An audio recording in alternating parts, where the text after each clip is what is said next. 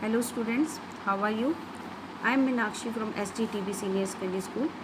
Student हम 8th class में कर रहे थे कि जियो का चैप्टर 2 इसमें हमने कर लिया था। आगे कर रहे हैं नेचुरल वेजिटेशन। तो natural vegetation, the growth of vegetation depend on primary temperature and moisture. जो वेजिटेशन की ग्रोथ है वो टेम्परेचर और मॉइस्चर पर प्राइमरी डिपेंड करती है। टेम्परेचर और मॉइस्चर जो हैं वो इम्पॉर्टेंट फैक्टर होते हैं।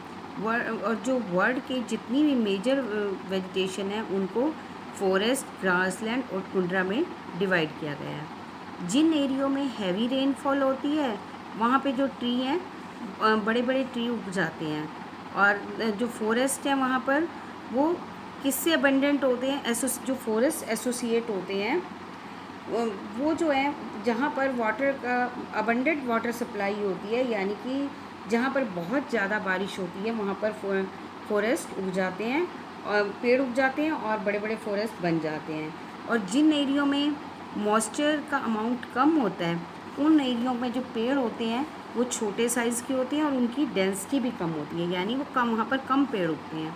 और जहाँ पर वहाँ पर और जहाँ पर जो है बारिश मॉडरेट बारिश होती है, यानी जिन एरियो में मॉडरेट बारिश होती है वहाँ पर जो ट्रीज़ का साइज़ है वो छोटा होता है और घास उग जाती है।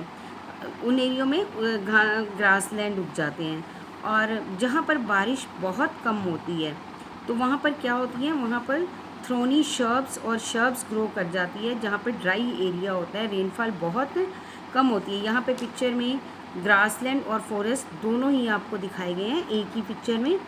और जो जहाँ पे कम रेनफॉल होती है उन एरियो में जो प्लांट्स उगते हैं उनकी रूट्स, उन बुशेस की रूट्स जो है ना बहुत डीप होती हैं, और लीव्स जो हैं वहाँ के, उनके जो लीव्स हैं वो थ्रॉनी यानी कांटेदार होते हैं, और लीव्स का जो सरफेस है वो वैक्सी होता है, चिपचिपा सा होता है। वो इसलिए होता है ताकि जो ट्रांसपीरेशन से जो मॉइस्चर का लॉस होता है ना वो मॉइस्चर का लॉस ना हो। अब ट्रांसपीरेशन क्या होता है, जैसे ही वाटर बॉडीज़ में, रिवर में, लेक में इवेपोरेशन से वाटर उड़ जाता है, इवेपोरेट होकर हो जाता है, उसी तरह से प्लांट्स में लीव्स पर क्या होता है, ट्रांसपीरेशन से जो है मॉइस्चर कम हो जाता है।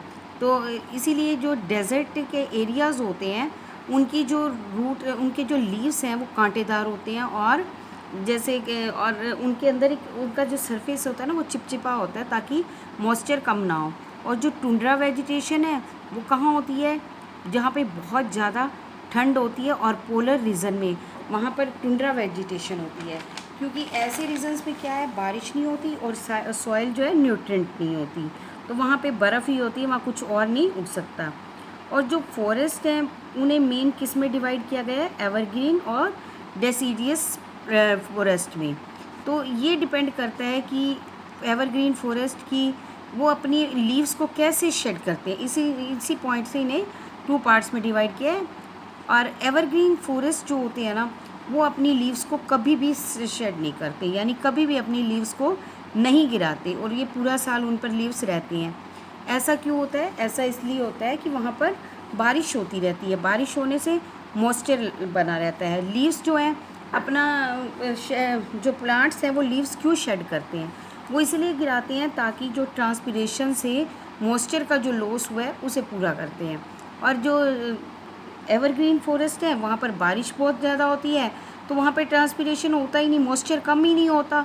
अगर मॉइस्चर कम नहीं होगा तो वो अपने लीव्स शेड नहीं करेंगे। और जो डेजिशियस फॉरेस्ट हैं वहाँ पे मॉइस्चर कम हो जाता है, इसीलिए जो प्लांट्स हैं, जो ट्रीज़ हैं, वो अपने मॉइस्चर ट्रांसपीरेशन से अपने मॉइस्चर को बचाने के लिए लीव्स को शेड कर देते हैं, गिरा देते हैं। आगे जो बोथ टाइप के जो फॉरेस्ट हैं उन्हें आगे 2 टाइप्स में और डिवाइड किया गया है, ट्रॉपिकल और टेम्परेट।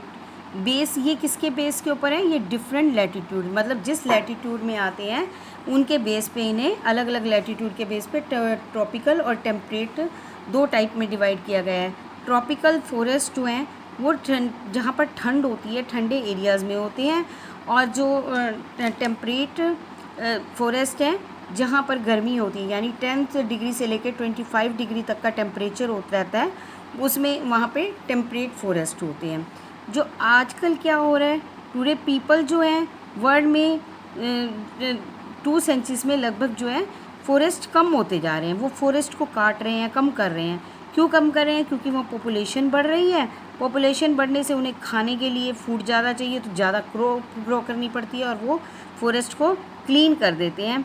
और ये सारे वर्ल्ड में धीरे धीरे जो फॉरेस्ट हैं वो ख़त्म होते जा रहे हैं, वैनिश हो रहे हैं रैपिडली, धीरे धीरे, मतलब बहुत तेज़ी से जो है वैनिश हो रहे हैं।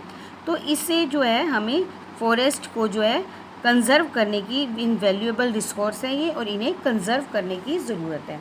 Student, tomorrow we will do conservation of natural vegetation and wild life.